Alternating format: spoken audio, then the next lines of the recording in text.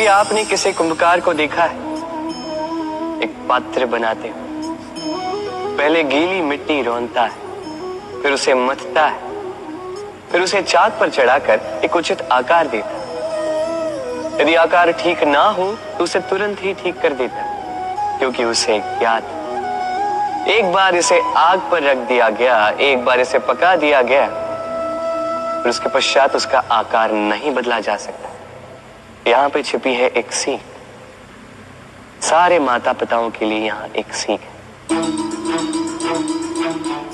माता पिता ऐसे ही तो होते हैं। उन्हें अपनी संतान को समय के अनुसार श्रेष्ठ संस्कार देने चाहिए। माता पिता को कभी उनका विधाता नहीं बनना चाहिए, किंतु हर समय सदैव प्रयास कीजिए कि उन्हें उचित दिशा दिखा पाओ। कभी कोमलता से, कभी प्रेम से, तो कभी कठोरता से उसके जीवन को, उसके व्यक्तित्व को आकार देने का प्रयास करना चाहिए। क्योंकि जिस प्रकार एक बार पकने के पश्चात उस पात्र का आकार नहीं बदला जा सकता, उसी प्रकार आयु बढ़ने के पश्चात संतान के संस्कार नहीं बदले जा सकते। स्मरण रखिए।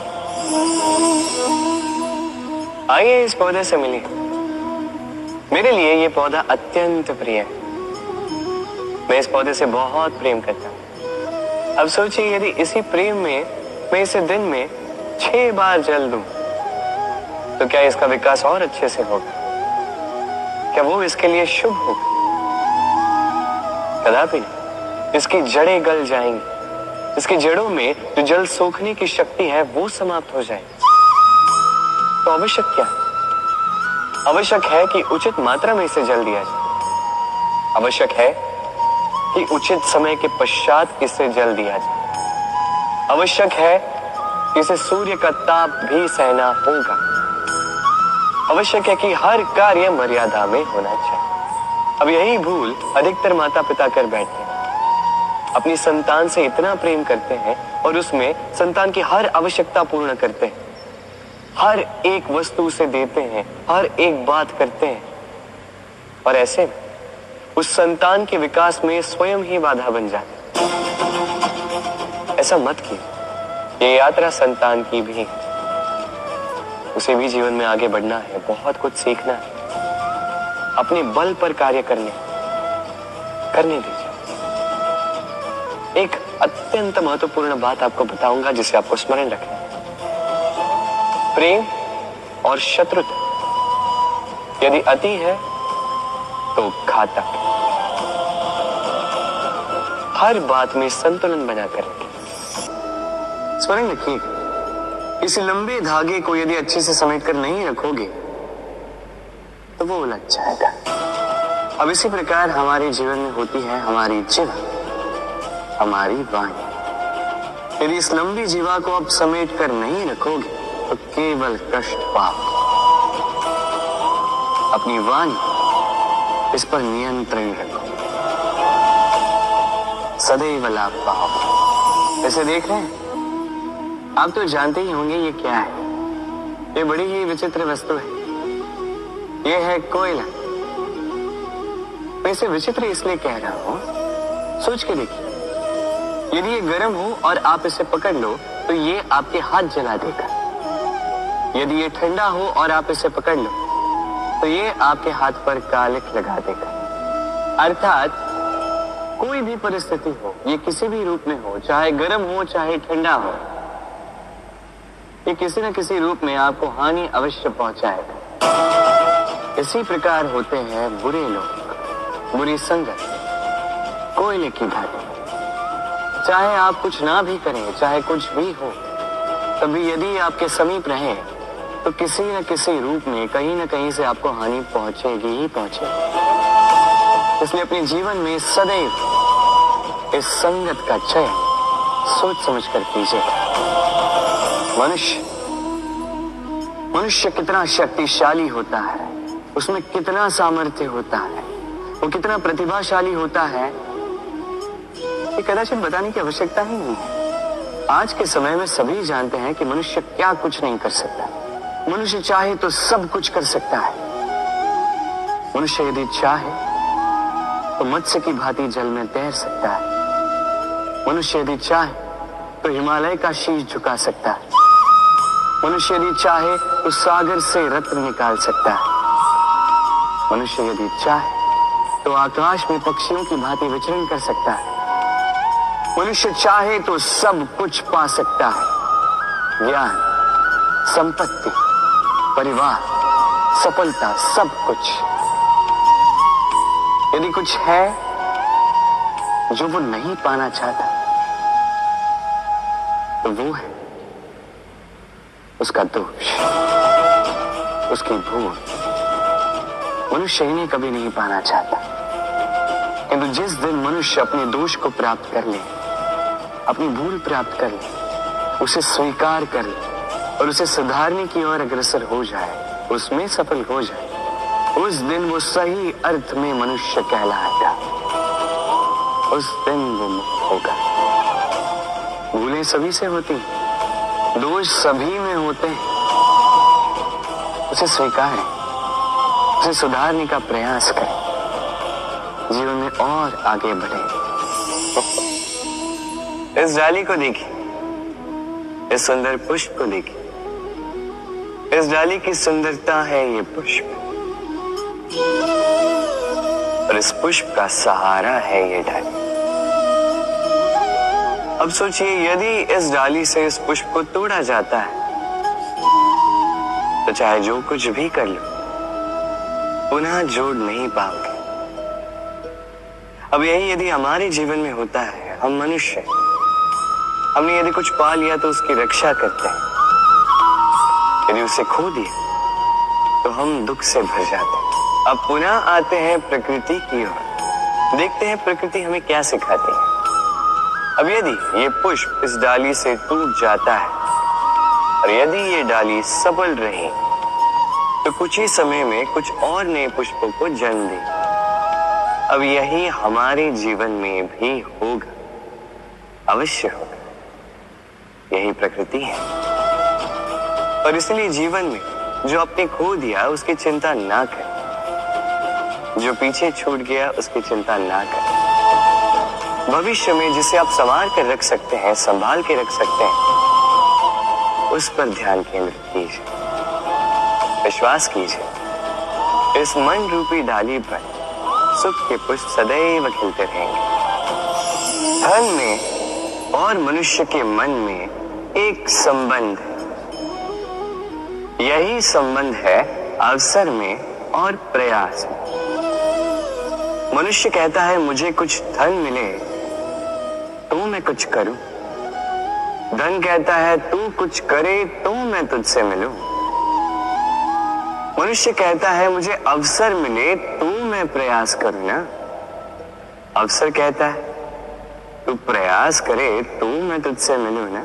सदैव जीवन में उसकी कामना मत कीजिए जो आपको किसी और से या इस संसार से या नियति से मिलने वाला है। ध्यान केंद्रित कीजिए अपने कर्म पर, ध्यान केंद्रित कीजिए उस पर जो आपके हाथ में है। निरंतर प्रयास करें, बिना किसी आशा के, बिना किसी अपेक्षा के, और फिर इस जीवन को देखिए। चाहे वो सफलता हो, चाहे वो सुख, चाहे वो धन हो, चाहे हो अवसर, स्वयं चल के आपके पास आएगा। जब भी हम प्रसन्न होते हैं, कोई शुभ अवसर होता है, हम सफलता प्राप्त करते हैं, हम सर्वप्रथम अपनों का मुख मीठा करते हैं। और अच्छा ही, मुख मीठा करने से मन मीठा हो जाता है। किंतु ये मिठास ये केवल मिठाई में नहीं होती, क्योंकि ये स्वाद नहीं, ये एक भाव है।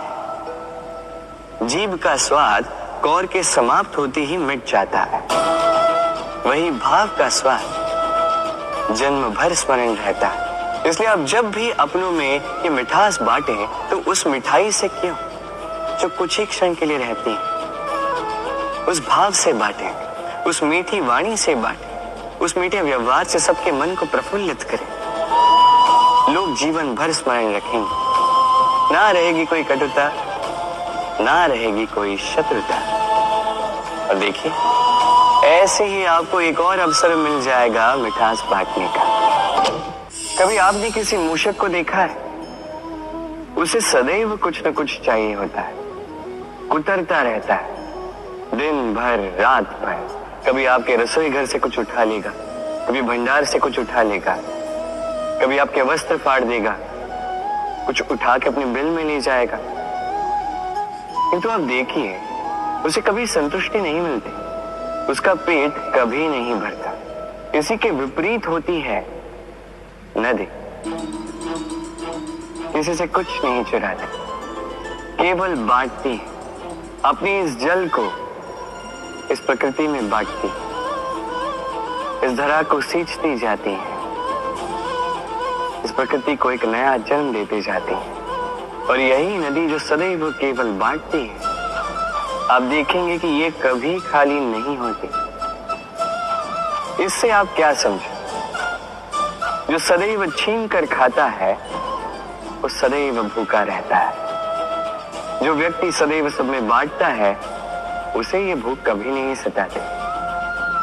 वही मूषक जो सबसे छीनता है अकेला पड़ जाता है, उसके शत्रु बन जाते हैं।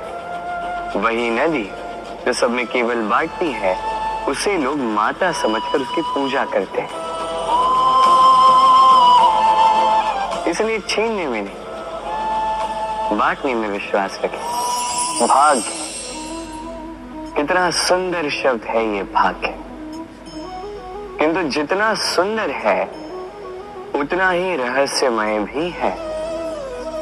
कब क्या हो जाए कोई नहीं जानता। लोग कहते हैं कि भाग्य में जो लिखा है उससे अधिक कुछ नहीं मिलता, उससे कम भी कुछ नहीं मिलता। नियति की जो लिखी है वो कभी नहीं मिटती। किंतु कोई ये नहीं समझता कि नियति आपकी नीयत से बदलती है। यदि आप शुभ विचार रखेंगे, शुभ कर्म करेंगे, तो नियति आपके साथ अशुभ होने ही नहीं देगी। कभी आकाश में पंछी को देखिए, वो कभी भी भाग्य पर निर्भर नहीं रहता। चाहे कितना भी तूफान आए, कैसी भी हवा चले, घूमता है एक एक तिनका उठाकर अपना सौभाग्य, अपना घर स्वयं बनाता है। अपनी संतान को अस्तित्व में लाता है, उसका पालन पोषण करता है, उसे उड़ना सिखाता है। भाग्य पर निर्भर कभी नहीं रहता। और यही बात हमें भी तो सीखनी। स्मरण रखिएगा, आपका भाग्य कोई लिखी हुई नियति नहीं है। आपका भाग्य वो सत्य है जो दिन प्रतिदिन आप स्वयं लिखते हैं। कुछ अपने परिश्रम से, कुछ आपकी नियत से। सुरक्षा व्यक्ति के लिए आवश्यक होती है, किंतु यही व्यक्ति की सबसे बड़ी शत्रु भी होती है। कैसे? सोचिए, एक व्यक्ति जब सुरक्षित वातावरण में होता है तब उसमें आलस आ जाता है। वो जानता है कि ना मुझे भविष्य के लिए कुछ करना है, ना आज के लिए कुछ करना है, केवल जीवन जीना है। इस सुरक्षा चक्र से बाहर निकलना अति आवश्यक है। सोचिए, पंछी जो अपनी संतान को जन्म देता है, कुछ समय के पश्चात उसे घोंसले से निकाल देता है। क्यों?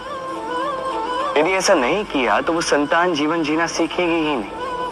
यदि उसे डाली से नीचे नहीं फेंका तो संतान उड़ ही नहीं पाएगी, उसके पंख सशक्त नहीं होंगे, वो स्वयं का घोंसला बनाएगी ही नहीं। पंछी अपना घोंसला तब बनाते हैं जब उनके अभिभावक उन्हें छोड़ देते हैं। स्मरण रखिएगा, आप सुरक्षा चक्र से बाहर निकलेंगे, संकट आएंगे जिसके कारण आप सतर्क होंगे, उनका सामना करोगे तो आप बलशाली होंगे। अब वो संकट दोबारा ना आए इसलिए आप योजना बनाओगे।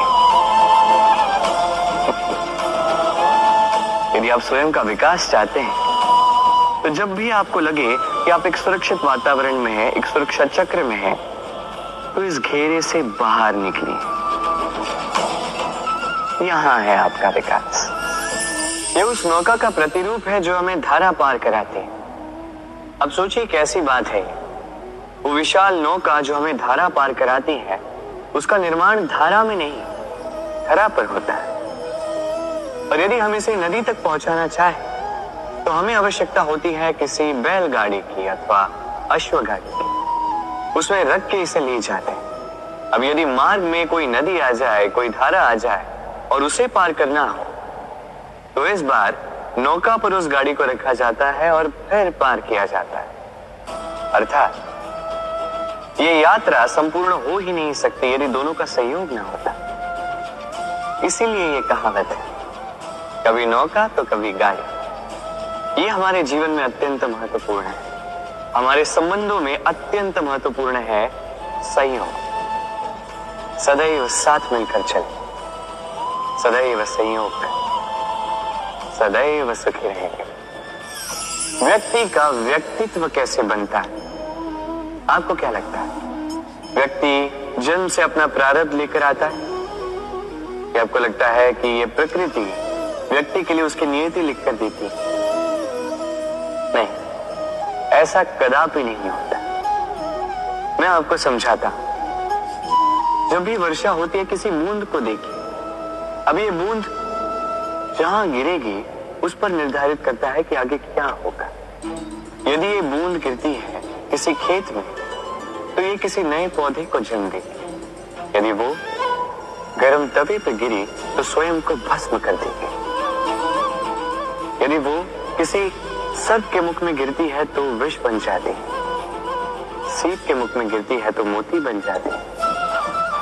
यदि वही किसी पत्ते पे गिरे तो ओस बन जाती है। एक ही बूंद, किंतु उसकी संगत उसका भविष्य और उसका व्यक्तित्व निर्धारित करती है।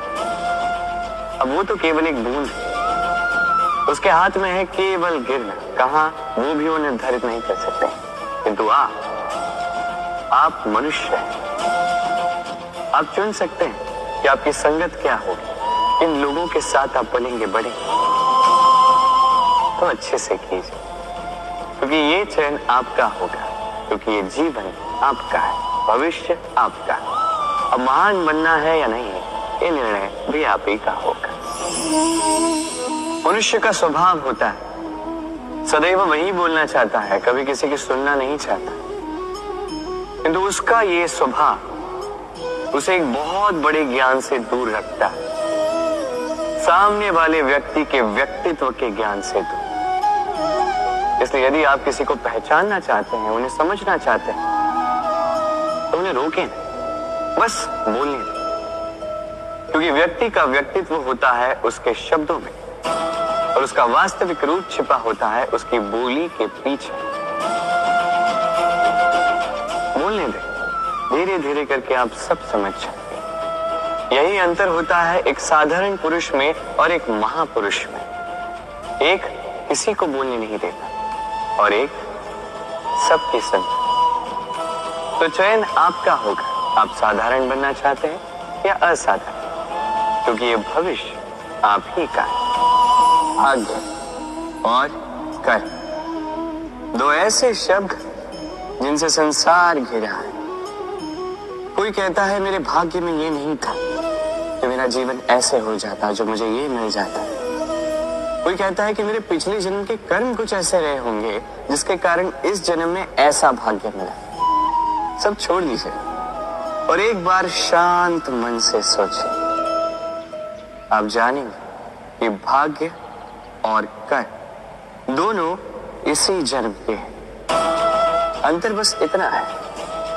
बात की जाए भाग्य की, तो इस भाग्य से आप जितनी आशा करोगे उतनी ही निराशा पाओगे, क्योंकि ये आशा आपको कर्म करने से रोकती है। यदि बात की जाए कर्मों की, तो अपने कर्मों पर जितना विश्वास रखोगे उतना ही सफलता को अपने पास पाओगे। एक बात स्मरण रखिए, भाग्य आपके कर्म निश्चित नहीं करता, किंतु आपके कर्म ये आपका भाग्य अवश्य निश्चित करते हैं। वर्षा ऋतु आरंभ होते ही पक्षियों के खेमे में संताप मच जाता है, और ऐसा हो भी क्यों ना। घोंसले टूटने लगते हैं, वृक्ष गिरने लगते हैं। हर एक पक्षी अपने बचाव के लिए एक नए स्थान की, एक छाव की, एक छत की खोज में रहता है। बस एक पक्षी है जो ये सब नहीं करता। उसे ना इन सारी समस्याओं की चिंता होती है, ना ही आवश्यकता होती, और वो पक्षी है मां। वो इन सारी छोटी समस्याओं से बहुत ऊपर उड़ता है, मेघों से भी ऊंचा। इसलिए ये सारी छोटी समस्याएं जो आपके जीवन में आती हैं, इससे स्वयं को घिरने ना दें।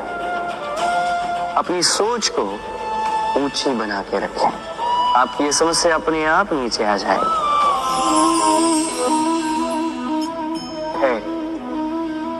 ये धैर्य क्या है? कोई गुण, कोई भाव, कोई सोच। मेरे लिए ये धैर्य एक सवारी। आप सोच रहे होंगे कि ये कैसी सवारी? सवारी तो अश्व की हो सकती है, हाथी की हो सकती है, ऊंट की हो सकती है। धैर्य की सवारी क्या होती है? चलो आपको एक बात बता देता हूं। इस संसार में ऐसी कोई सवारी नहीं है जिसने कभी अपने सवार को गिराया ना। चाहे वो ऊंट हो, चाहे हाथी, चाहे अश्व, कभी चलते चलते डगमगा ही जाते हैं। फिर वो सवार पहले गिरता है किसी के घुटनों में, फिर गिरता है स्वयं की दृष्टि। किंतु धैर्य की सवारी ये कभी किसी को नहीं गिराती, कभी नहीं। ना वो सवार किसी के घुटनों में गिरता है, ना ही स्वयं की दृष्टि। क्योंकि धैर्य आपको विवेक देता है, विवेक आपको योजना देता है, और योजना देती है आपको शक्ति अपने लक्ष्य को पाने। समझे? धैर्य साथ अपने आप को और धैर्यशील बनाइए। इस धैर्य की सवारी कीजिए और फिर बस देखिए कैसे ये सवारी आपको आपके गंतव्य तक ले जाती है। पुस्तिका से हम क्या कुछ नहीं सीखते हैं। ज्ञान हो, विज्ञान हो, इतिहास हो, सब सीखते हैं। कहते हैं एक अच्छी पुस्तिका, एक अच्छा ग्रंथ प्राप्त हो जाए तो वो सहस्त्र मित्रों के समान है। किंतु यदि एक अच्छा मित्र मिल जाए तो वो समस्त ग्रंथालय के समान होता है। वो आपको कर्म का ज्ञान देता है, सफलता का विज्ञान समझाता है, वो आपको इतिहास में अमर कर देता है। इतना ही नहीं, वो केवल आपको मार्ग दिखाता नहीं है, अपने साथ लेकर उस मार्ग पर चलता भी है। इसलिए यदि जीवन में आपको कोई अच्छा मित्र मिल जाए तो उसे सहेज कर रखें, उसे संभाल कर रखें, जीवन संभल जाएगा। प्रतीक्षा, प्रयास, दोनों जीवन के अभिन्न अंग। देखा जाए तो हम सदैव किसी न किसी की प्रतीक्षा कर रहे होते हैं, चाहे व्यक्ति हो, चाहे कोई क्षण हो, चाहे कोई भावना, कुछ भी हो सकता है। और देखा जाए तो सदैव कोई न कोई प्रयास भी कर रहे होते हैं। जैसे सफलता के आने की प्रतीक्षा, असफलता ना आए इसके लिए प्रयास, सुख आने की प्रतीक्षा, दुख ना आए इसके लिए प्रयास। अब प्रतीक्षा और प्रयास का एक अत्यंत घनिष्ठ संबंध है, और वो ये कि प्रतीक्षा करने वालों को उतना ही मिलता है जो प्रयास करने वाले पीछे छोड़ जाते हैं। तो प्रतीक्षा नहीं, प्रयास कीजिए, क्योंकि प्रयास में ही सुख की आस है। सूर्य का ताप कितना प्रखर होता है, सारी वनस्पतियों को सुखा देता है। तालाब हो, सरोवर हो, नदियां हो, सभी सूख जाते हैं। किंतु कभी आपने सुना है सूर्य के ताप से समुद्र सूख गया? ऐसा कभी नहीं होता। और यही छिपी है एक अमूल्य जीवन की सीख। समुद्र की भांति स्वयं को धैर्यशील बना दोगे, स्वयं में वो संयम लाओगे, तो कठिनाइयों की धूप आपको कुछ नहीं कर सकती। आपसे वो भाप निकलकर एक मेघ बन जाएगा जो जाके सूरज को ढक देगा, और फिर होगी केवल सफलता की वर्षा। तो आइए और मेरे साथ धैर्य से कहिए, राधे राधे।